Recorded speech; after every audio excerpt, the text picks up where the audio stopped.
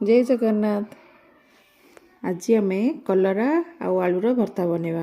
Fast आम cooker रे आलू आ कलरा सिझेदबा। आलूर परिमाण अल्प आ कलरा परिमाण अधिका दिज्व जमती कि 4टा कलरा रे 2टा आलू बस। तापरे सिझे देकी सेटा मु वीडियोटा नापे भूलीगली। आतापरे आम ताकू चकटिबा कलरार मंजी बाहर करके ताकू टिके लुण देकी ताकू चकटिबा। तापरे प्यान रे तेल गरम करके सेतरे सोरिष पकेबा। तापरे सुखिला लंका तापरे कंचा लंका भी ऐड करि परिबा। तापरे पियाज आमे पकेबा। आज पियाज टिके ब्राउन होला परे तापरे आमे तापरे आमे पियाज ऐड करिबा। पियाज ऐड करिबा। पियाज टिके भाजवा पे टाइम लगिवो भल से फ्राई करके। हाँ पियाजटा ब्राउन हुआ पर्यंत वेट करिबा। जेहेतु आमर एटी व्हाइट पियाज टिके टाइम लगुची फ्राई हुआ पाए ब्राउन कलर हुआ पाए।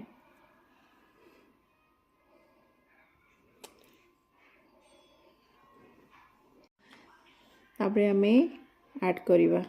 हेगला भजा पियाज ब्राउन कलर आसीगला। आमे जो रखीदे चकटिकी आलू आउ कलरा को तापरे ताकू मिसेबा।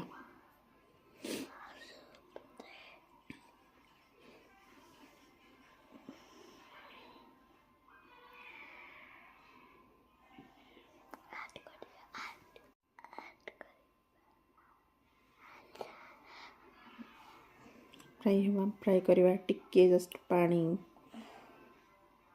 मरला पर्यंत।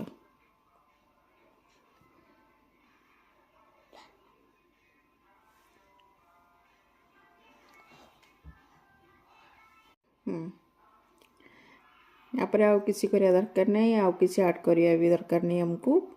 बस गोटे हेल्दी खाना जमती कि आम घर अच्छी। हाँ जहाँ को कलरा भी पसंद नथिबो से एमती करके खाई भी पारे। आ जदि जो मानकर सुगर थिबो से आलू स्किप करके से माने बैगण टमाटो भी ऐड करि परिवे। रेडी हो गला हमरो कलरा आलू भर्ता। एबे सर्विंग